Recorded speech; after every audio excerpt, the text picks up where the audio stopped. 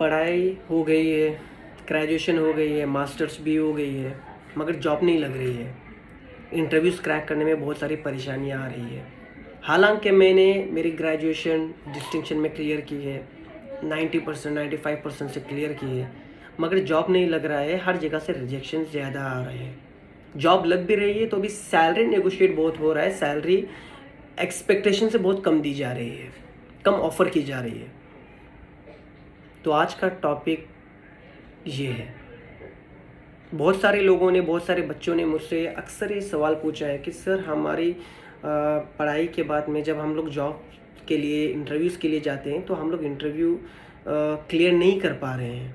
Interview जो employer होता है वो रिजेक्शन बहुत सारे आ रहे हैं सामने से, and we don't know the reason. क्योंकि इंटरव्यूअर तो आपको बोलेगा नहीं कि आप में ये ख़राबी है। जैसे कि आपको मेल आएगा, unfortunately you have not been selected for the position you have applied for, बस thank you very much, keep try after some time और समथिंग, ऐसा आएगा आपको। वो कभी आपको नहीं बताएगा कि आपकी इस चीज़ की वजह से आपका रिजेक्शन हुआ है। तो चलो हम इस टॉपिक पर आज बात करेंगे।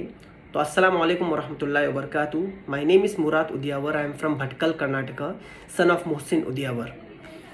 तो जो लोग मेरे बारे में नहीं जानते, छोटा सा इंट्रोडक्शन दूंगा।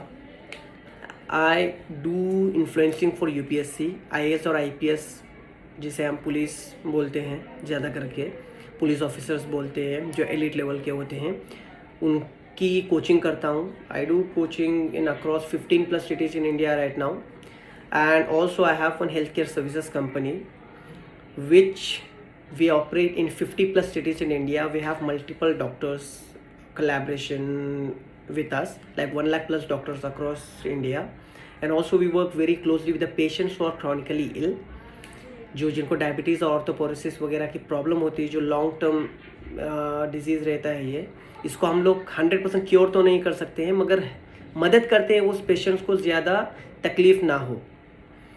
So that's the medical side of my company's business, and the UPSC side of my coaching का जो होता है, कोचिंग होती है लेवल पे, जो बहुत ही नॉमिनल फीस वगैरह पे हम उनको बच्चों को फाउंडेशन की कोचिंग देते हैं कि तो बच्चा प्रिपेयर रहे कि वो अगर यूपीएससी करना चाहता है, आईएएस बनना चाहता है, तो उसे क्या करना होगा, कैसे करना होगा। सो आज का जो टॉपिक है, जॉब्स नहीं लग रहे हैं, क्या प्रॉब्लम हो रही है, ये चीज़ों पर मेरे पास खुद मैंने इस चीज़ को लेकर बहुत सारे हज़ारों बच्चों को मैंने कोचिंग दी है पर्सनैलिटी डेवलपमेंट के प्रोग्राम के नाम पर, और वो लोग अल्हम्दुलिल्लाह सक्सेसफुल है जो बातें बताई है। तो आज मैं मेरे भाइयों और बहनों को ये चीज़, कुछ टॉपिक्स बताने जा रहा हूँ। आप एक पेन और पेपर लेके बैठ जाइए, काम आने वाला है। ये स्किल्स को आप थोड़ा सा शेप अप कीजिए। बता तो दूंगा, मगर अगर आपके अंदर डेडिकेशन नहीं है और मोटिवेशन नहीं है तो कोई मतलब नहीं है, नहीं कर पाओगे। स्ट्रेट में बोल रहा हूँ, आपका भी टाइम वेस्ट नहीं करूँगा, दूसरों का भी टाइम वेस्ट नहीं करूँगा। अगर इंटरेस्टेड हो, जानना है तो सुनिए। स्कूल्स एंड कॉलेजेस क्या काम करते हैं? हमें एजुकेशन देते हैं, हमें इंफॉर्मेशन देते हैं, मार्केट जो मतलब करंट जो हम बोले थ्योरेटिकल और प्रैक्टिकल थिंग्स बोलते हैं हम लोग। थियरी में हमें हेल्प करते हैं कि जानने के लिए, हिस्ट्री, इकोनॉमिक्स हो गया, physics, chemistry, maths, different subject के ऊपर हमें नॉलेज देते हैं। स्किल्स डेवलपमेंट के ऊपर कहीं पर भी काम नहीं किया जा रहा है। आपकी जो स्किल्स है वो आपको अपग्रेड करनी होगी। आप स्कूल्स या कॉलेजेस के भरोसे पर हमेशा नहीं बैठ सकोगे, क्योंकि स्कूल्स के पास बहुत ही लिमिटेड टाइम रहता है, जिन्हें पूरे साल का पोर्शन उन्हें कंप्लीट करना होता है, और वो जो टीचर्स ऑलरेडी स्ट्रेस में रहते हैं कि पोर्शन कंप्लीट कैसे होगा, क्योंकि बीच में बहुत सारी छुट्टियां आ जाती है, बहुत सारे स्पोर्ट्स डे हो गए या एनुअल गैदरिंग हो गया, फ्रेशर्स डे हो गया, ऐसे बहुत सारी चीज़ें आ जाती है ऑलरेडी। बीच में मेडिकल चेकअप का कैंप हो गया, ऐसे बहुत सारी चीज़ें हो जाती है, तो टाइम नहीं रहता है। जो स्किल्स होता है ना, अगर आप पढ़ाई पूरी करोगे, डिस्टिंक्शन से पास होगे, 98% से अगर आप रैंक लेकर भी पास हो जाओगे, जब आपके अंदर वो स्किल्स नहीं है इंटरव्यू देने की या सामने वाले से बात करने को कॉन्फिडेंटली, वो डिसीजन मेकिंग आपके अंदर नहीं है, तो इंटरव्यू क्रैक होगा कैसे? तो पढ़ाई किस चीज़ के लिए कर रहे हो? अगर बिजनेस करना चाहते हो तो भी ये स्किल्स के बिना कुछ नहीं कर सकते। तो आज मैं बताऊंगा कुछ टॉपिक्स मैं आपको दूंगा यहाँ पर, उसके बारे में बताऊंगा। इस टॉपिक्स के बारे में कभी रिसर्च करना, और जो बहुत ज़्यादा इंटरेस्टेड है इस चीज़ को, अगर प्रैक्टिकली आपको सिखाना पड़ेगा, अगर आपको ट्रेन करना है, तो I am available, you can come to me, I take personal coaching for this. जो एक बच्चा अगर जितना भी वीक हो या बात नहीं करता हो, स्टेज फियर वगैरह हो उसको, वो एकदम रेडी होकर आज बहुत बड़ी बड़ी पोजीशन पे बैठे हुए हैं वैसे बच्चे। So we work like that. So आज कुछ बच्चे होंगे जो सामने नहीं आते हैं, नहीं, या ड्यू टू फाइनेंशियल क्रंचेस और मे बी, सो ये उन लोगों के लिए ज़्यादा करके वीडियो है जो वो गूगल वगैरह करके देख सकते हैं। ये चीज़ जो है, जो टॉपिक्स है, ये एक्चुअली प्रैक्टिकली करना बहुत ज़रूरी है। अभी कंप्लेंट तो करते हैं कि जॉब नहीं लग रही है, पढ़ाई हो गई है, स्कूल को ब्लेम करते हैं, कॉलेज को ब्लेम करते हैं, कोई मतलब नहीं है। मैंने जब मेरी ग्रेजुएशन पूरी की थी, मैंने फर्स्ट इंटरव्यू दिया था मैंगलोर सिटी सेंटर में। एक रिटेल स्टोर था, बहुत अच्छा खासा बहुत बड़ा स्टोर था। मेरा पहला इंटरव्यू लाइफ का, पहला जॉब सेलेक्टेड। 4 to 5 इंटरव्यूज़ के राउंड्स थे, मैंने वो क्रैक कर दिया था। मैंने फिर देखा ही नहीं, सैलरी अच्छी मिली, पहला इंटरव्यू ही क्रैक हो गया मेरा। आई वॉज वेरी हैप्पी, कुछ प्रूफ करने की ज़रूरत नहीं पड़ी। क्यों हुआ ये चीज़? I was not lucky. यहाँ पर लक और तकदीर काम नहीं आती है, मेहनत काम आती है। पूरे साल जितने भी मैंने ग्रेजुएशन, स्कूल्स में तो मैंने नहीं की थी, जब ग्रेजुएशन में मैं एंटर कर रहा था, first PU I would say, first PUC से ही मेरा शुरू हो गई थी ट्रेनिंग। सेल्फ ट्रेनिंग में हर स्कूल कॉलेज के आवर्स के बाद में 1 से 1.5 घंटा में कुछ 2-4 लोग थे, दोस्त थे मेरे, उनके साथ में हम लोग इंटरव्यू खेला करते थे। मैं वर्ड यूज़ करता हूँ, खेला करते थे। स्पेशली बहुत सारे गांव ऐसे हैं कि जहाँ पर नेटिव भाषा का ही इस्तेमाल किया जाता है स्कूल्स में। जैसे कि आप कैपिटल मेट्रो सिटीज़ में अगर आप देखोगे, they use English language, 90% English language होता है। बहुत रेयर में बच्चे होंगे जो अपने नेटिव लैंग्वेज स्कूल में यूज़ करेंगे। यहाँ पर हम लोग मार खा जाते हैं अक्सर। अगर आप इंग्लिश में बात नहीं करोगे, पढ़ाई आप इंग्लिश मीडियम में करोगे और बात इंग्लिश में नहीं करोगे, कहाँ से स्किल्स आप जनरेट कर पाओगे? अगर आपको लैंग्वेज पता नहीं है और उस लैंग्वेज के थ्रू आपको कोई अपने आप को इंट्रोड्यूस करना है, अपने आप को सेल करना है, तो आप कर कैसे पाओगे जब आपको नॉलेज ही नहीं है उस चीज़ की? तो यहाँ पर बहुत सारे हर्डल्स आते हैं बच्चों में। सो मैंने तो अपनी प्रिपरेशन कर ली थी और मुझे कोई समझाने वाला नहीं था। सेल्फ क्या था? एक डेडिकेशन था। अगर आप में डेडिकेशन है, if see ambitious is everything, अगर आपको सीखने की चाह है, you want to do something, then you will have to do some kind of struggle. हम हर किसी पर डिपेंड होकर नहीं बैठ सकते। We will have to work for that. अगर हमें कुछ चाहिए, work for that specific particular thing, फिर देखिए रिजल्ट कैसे निकलता है। तो मैं कुछ टॉपिक्स बोल रहा हूँ, ये टॉपिक्स के ऊपर थोड़ा सा स्टडी कीजिएगा। अगर और कोई डाउट्स है तो मुझसे कनेक्ट करना, I will personally guide them. Definitely I can write and give you. अगर आपने मेहनत की, नहीं हो रहा है, मेरे पास आ जाओ, will give you coaching on that. फिर देखिए कैसा जॉब नहीं मिलता है। ड्रीम जॉब्स तक लोगों को मिल चुके हैं इस टॉपिक्स को देखते हुए। कमियां कहाँ आ रही है मैं बताता हूँ। एजुकेशन हो गया, चलो वो स्कूल्स और कॉलेजेस का पोर्शन था, वो आपने फिनिश कर लिया, अच्छे खासे मार्क्स से हो गया। अब क्या करना है? आपने अपने आप पर कितनी मेहनत की है, वो तो अपने ब्रेन के लिए पढ़ाई की, मेमोराइज कर लिया टॉपिक्स वगैरह, I agree on that. So now physical personality आपने क्या बनाई है? First thing, body language. लोगों को पता ही नहीं है कि बॉडी लैंग्वेज होती क्या है। लैंग्वेज पता है कि बात करते हैं, what is body language, how body talks. मैं अभी जो बात भी कर रहा हूँ, मेरे एक्शंस निकल रहे हैं, मेरे एक्शंस आ रहे हैं, मैं कर नहीं रहा हूँ, मैं सीखा है मैंने और ऑटोमेटिकली आ रहे हैं। A kind of confidence. मैं जैसे बैठता हूँ तो एक मेरा जेस्चर होता है, 3-4 जेस्चर्स होते हैं, अलग अलग जेस्चर्स होते हैं। वो क्या है? उसको हम लोग बोलते हैं बॉडी जेस्चर्स। ये भी नहीं पता होगा बहुत सारे लोगों को। जब मैं अगर आप कोई मेरे सामने आदमी बात कर रहा है, मैं ऐसा बैठा हूँ, जो लैंग्वेज जो बंदा प्रोफेशनल है, जो जानता है इस चीज़ को, वो समझेगा कि मुझे डाउट हो रहा है, मतलब I am he is into some kind of doubts what I am speaking, जो मैं बात कर रहा हूँ। तो बिना पूछे मैं बता दूंगा कि let me clear your doubt, I understood. तो यहीं पर बंदा इम्प्रेस हो जाता है। अगर हम लोग एक हो गया, ऐसे हाथ रखते हैं, ऐसे हाथ रखते हैं, या फिर एक कॉन्फिडेंट लेवल अलग होता है, ऐसे बैठते हैं, ऐसे बैठते हैं, या ऐसे बैठते हैं, पाँव पर पाँव डाल के बैठते हैं। ये सब क्या चीज़ें हैं? ये कब करना चाहिए? ये बताने वाला कोई नहीं होता है। This thing you will have to learn and learn it from the professional. मैं नहीं बोल रहा हूँ कि मैं सब कुछ सिखा सकता हूँ। I know this. If you will come to me, आपको लाखों में पे करने की ज़रूरत नहीं पड़ेगी, because I have learn already. मैंने भी बहुत सी स्ट्रगल की है, सेल्फ भी सीखा है और पढ़ाई भी की है इसके बारे में, और ये चीज़ सच में काम आती है। तो एक चीज़ होती है बॉडी जेस्चर्स हो गया, बॉडी लैंग्वेज हो गया, ठीक है। तीसरी चीज़ है स्टेज फियर रिमूवल।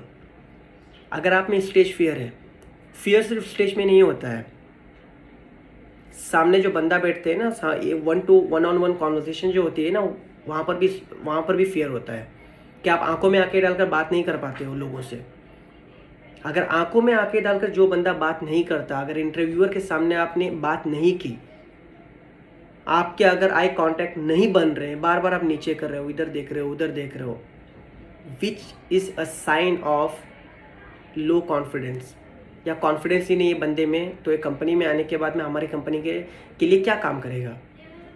रिजेक्ट होने का पहला पॉइंट यहाँ पर। और एक है presentation, how good you can present your self in front of someone. अगर आप जब इंटरव्यू के लिए जाते हो तो आप अपने आप को सेल कर रहे हो। Always remember that. अगर जॉब जो भी करने वाले हैं यहाँ पर, जॉब भी जितने लोग भी कर रहे हैं, we are selling our self to the employer.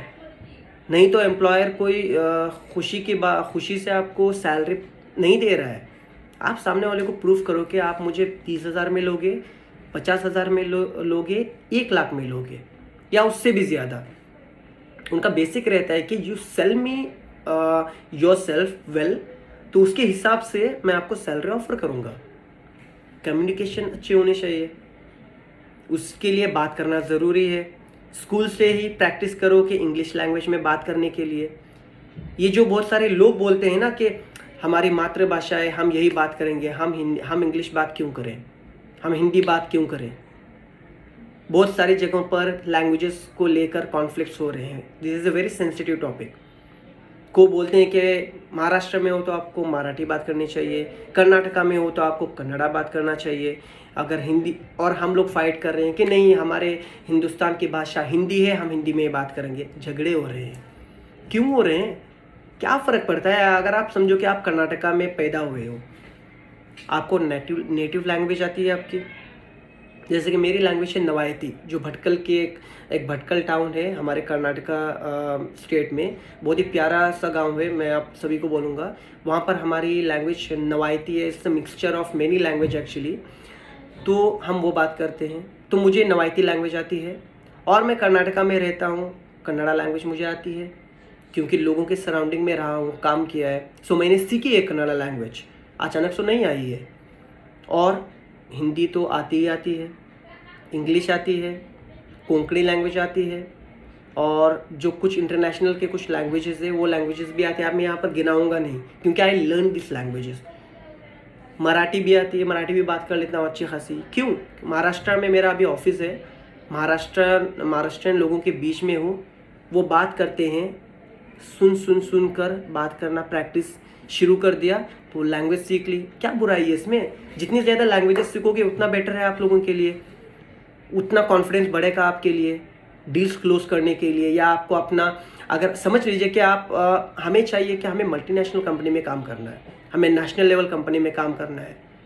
आपने ज्वाइन किया कर्नाटका रीजन में, बाद में आपका प्रमोशन होने के बाद में आपको किसी दूसरे स्टेट में भेजा जाता है।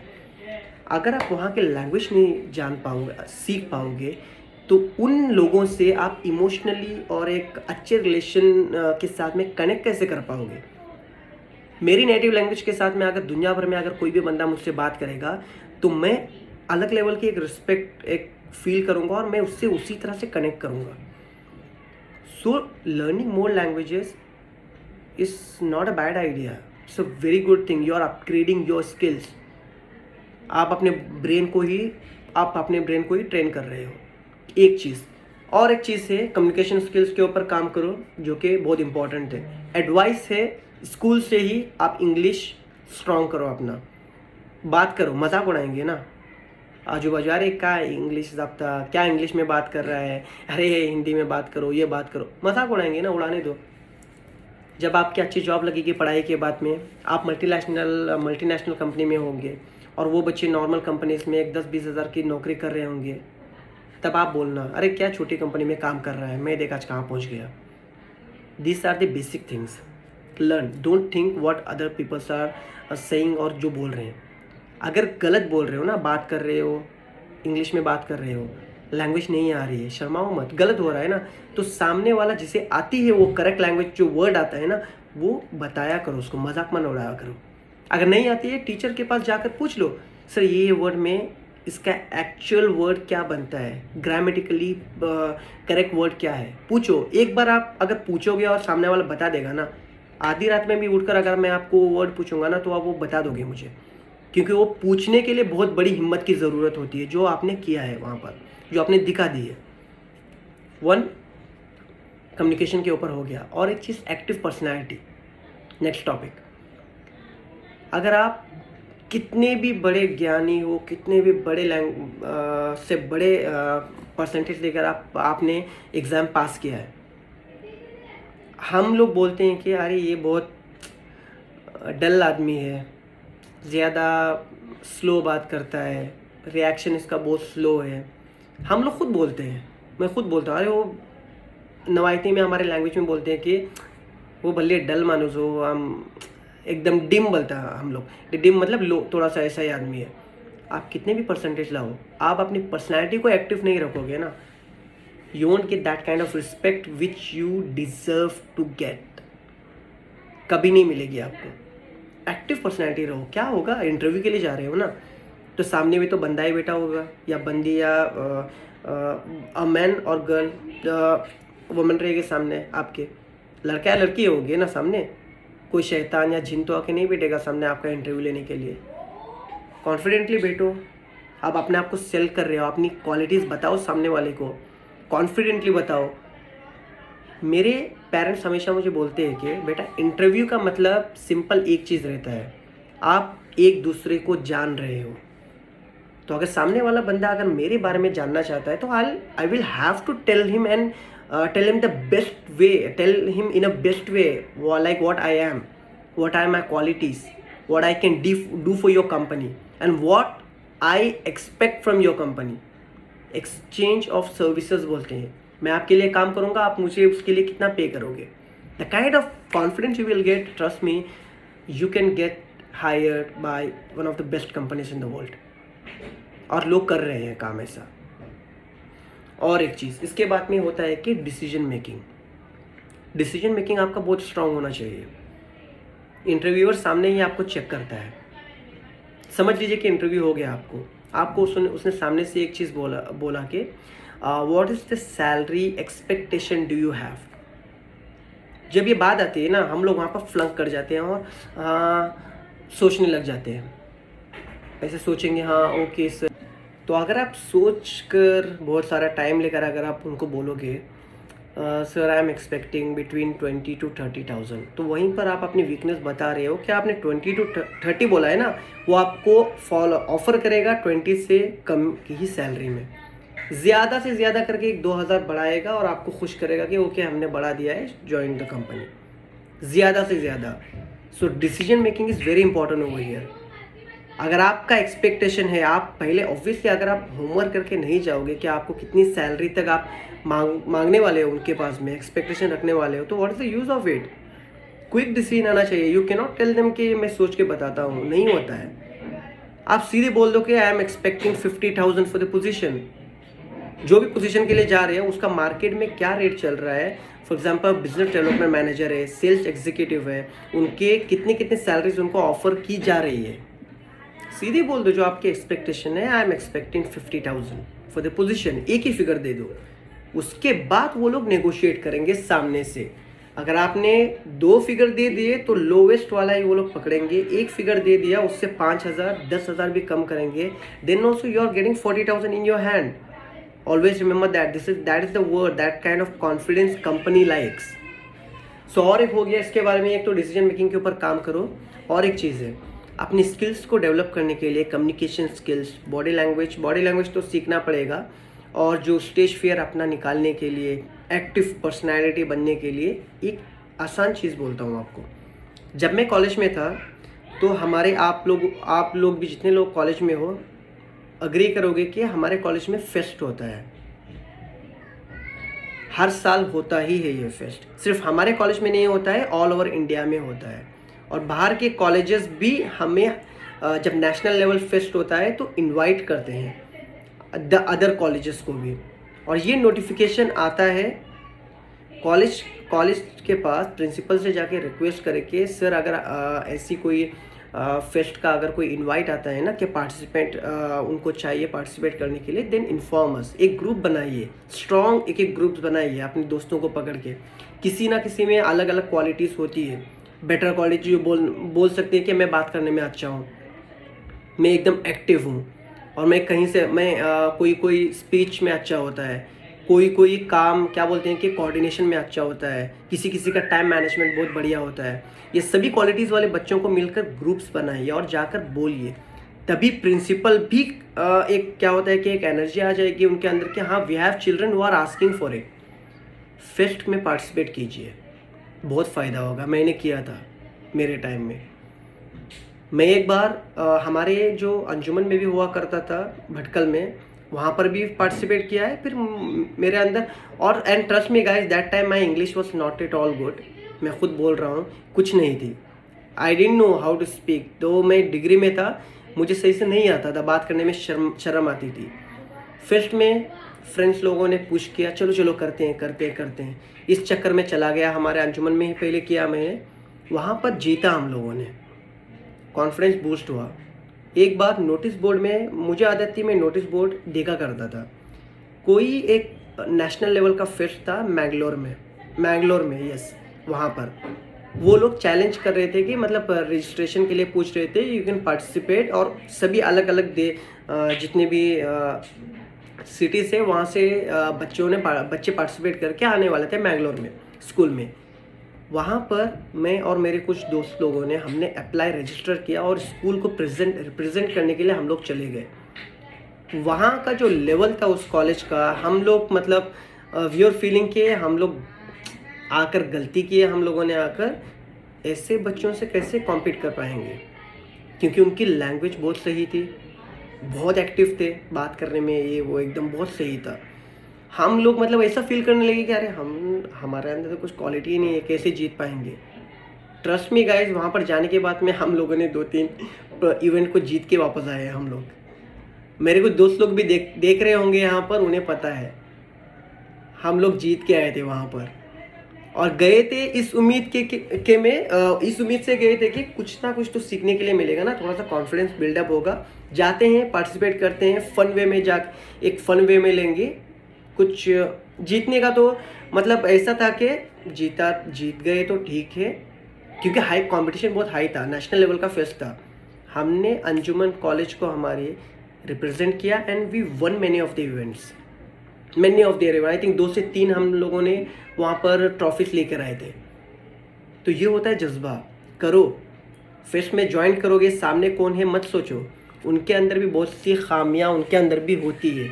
जो स्किल्स हमारे पास है उनके पास नहीं होती है, जो उनके पास है आपके पास नहीं होगी।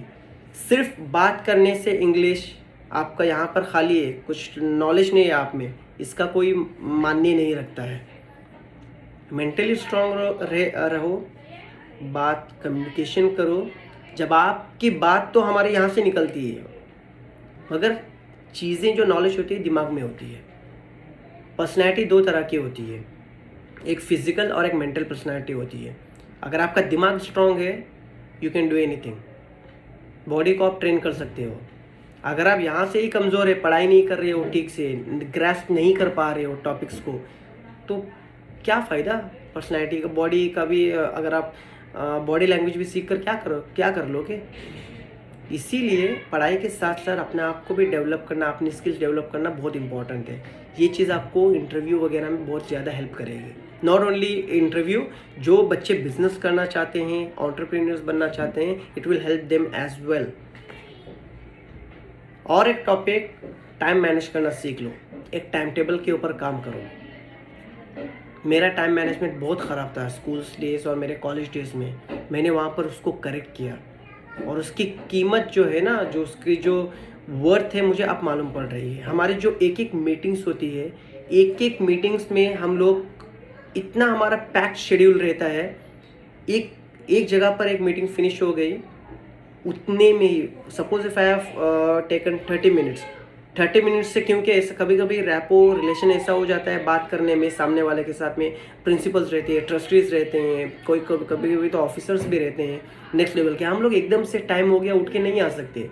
अगर मेरा 5 मिनट्स भी वहाँ पर एक्स्ट्रा चला जाता है, जब हमारा जो ट्रैवलिंग टाइम भी हम लोग मैनेज करके रखते हैं कि एक कैलेंडर में, कि यहाँ से नेक्स्ट मीटिंग में पहुँचने तक मुझे इतने आवर्स लगेंगे या इतने मिनट्स लगेंगे, हमें वो स्पीड मेंटेन करनी पड़ती है।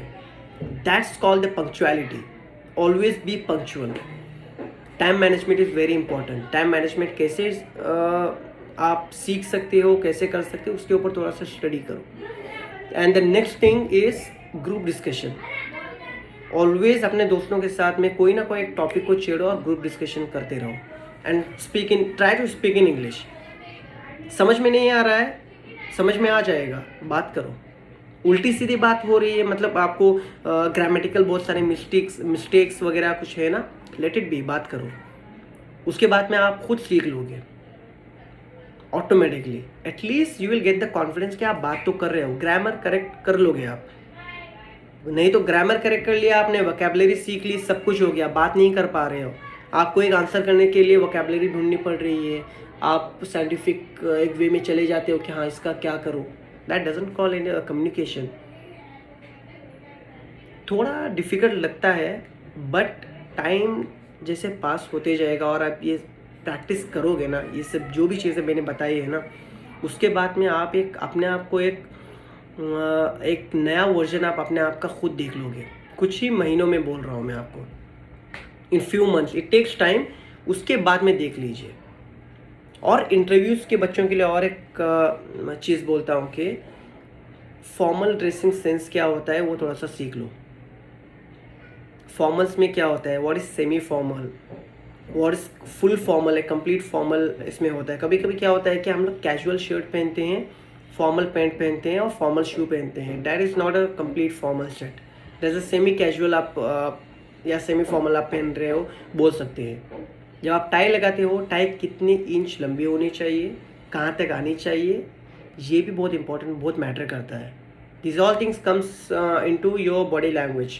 जो बॉडी लैंग्वेज का होता है और बॉडी का आप एक का स्ट्रक्चर होता है ना, कि आप कैसे बैठे हो, कैसे बात कर रहे हो, आपका ग्रूमिंग कैसा है। Always be very careful when you are going for an interview. Proper grooming में जाना, बाल ऐसे वैसे रख कर। अगर आपकी बियर्ड है, कोई कंपनी आपको स्ट्रेट नहीं बोलेगी कि दाढ़ी नहीं रखोगे तो आपको जॉब नहीं मिलेगी, वो ख़त्म हो गया है, वो पुरानी बातें हैं। अगर आपकी बियर्ड है या नहीं है, अगर है तो भी प्रॉपर एक शेप में ग्रूम करके जाओ। सामने वाले को देखकर लगना चाहिए कि हाँ बंदे में दम तो है, दिखने में तो सही है। अगर मैं इससे अपने क्लाइंट्स के सामने पुश करूँगा तो इम्प्रेस तो हो जाएंगे क्लाइंट्स कि समवन इज टॉकिंग। कैसे भी उठ के अगर चले जाएंगे हम लोग इंटरव्यू में, इंटरव्यूअर ही अगर इम्प्रेस नहीं हो पाया तो why would they take you into their system. तो ये बहुत इंपॉर्टेंट चीज़ है। और टाइम बहुत ज़्यादा हो रहा है, जो टॉपिक्स बोला है मैंने, इन टॉपिक्स पर थोड़ा सा डिस्कस कर लेना, थोड़ा सा देख लेना कि आपको कहाँ तक कैसे लगता है और ये चीज़ें आप अपने अंदर कैसे ला सकते हो।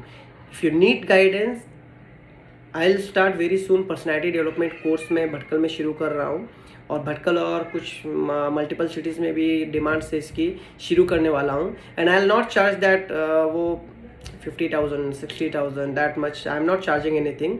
बहुत ही नॉमिनल अमाउंट में आई विल चार्ज, क्योंकि इसके लिए कॉस्टिंग लगती है, इसके लिए हमको टाइम देना पड़ता है। अपने टाइम की वैल्यू रखना बहुत ही इम्पॉर्टेंट है। तो उसके लिए एक नॉमिनल से प्राइजेस अगर आई मे कीप। और जो बच्चे अगर अफोर्ड नहीं कर सकते हैं ना, उनको कोई भी चीज़ की गाइडेंस की ज़रूरत है, दे कैन कॉन्टैक्ट मी, इंशाल्लाह I will be there for them. पैसे की प्रॉब्लम है, फाइनेंशियल क्रंचेस, कुछ भी ऐसा हो रहा है, I will be there for them. You no need to worry, connect करना मुझसे, बस मैं बात कर दूंगा। जो अगर प्रॉब्लम मुझसे जितनी मेरी हैसियत है, अगर मैं वो प्रॉब्लम को सॉर्ट कर सकता हूँ, definitely I will put my foot forward and I will definitely help you with that. अस्सलाम वालेकुम।